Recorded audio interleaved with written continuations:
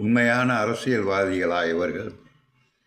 அதாவது ராமாயண மகாபாரதம்லாம் தமிழிலே மொழிபெயர்க்கப்பட்ட நூல், தமிழில் எழுதின நூல் கிடையாது. சிலப்பதிகாரம் இளங்கோவடிகள் எழுதின நூல், தமிழில் எழுதப்பட்ட நூல். புரியுங்களா? தமிழர்களுடைய மரபு எப்படி இருந்தது என்பதை காமிக்கும் நூல். பாண்டிய மன்னன் என்ன கோவலனை கொன்னதுக்கு பிறகு கண்ணகி வரா, சிலம்பு உடைக்கிறா. புரியுங்களா? அந்த கதை உங்களுக்கு தெரியும்.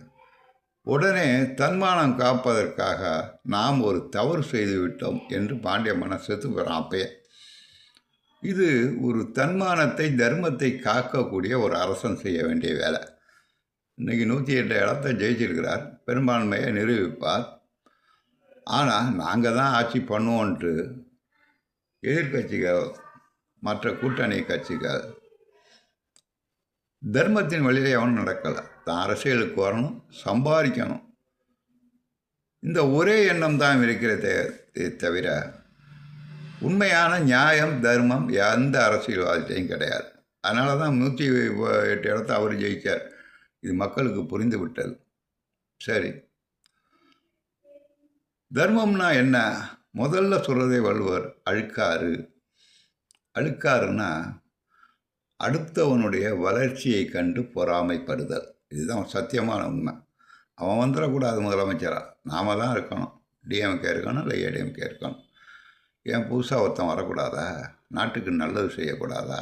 இப்போ அந்த காலத்திலே தர்மத்தோடு வாழ்ந்த பாண்டிய மன்னன் எங்கே? அவன் ஒரு அரசன் தானே. எவனாச்சும் விட்டு கொடுக்குற எண்ணம் இருக்கா?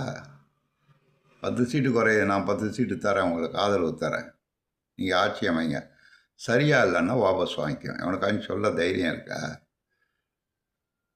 இதுலேருந்து என்ன புரிகிறது? தான் பதவியில் இருக்க வேண்டும், கோடி கோடியாக சம்பாதிக்கணும். மனிதன் பாருங்கள், அதாவது அழுக்காறு. அவான்னு அடுத்த வார்த்தையை போடுவார். அவான்னு ஆசைப்படுதல்.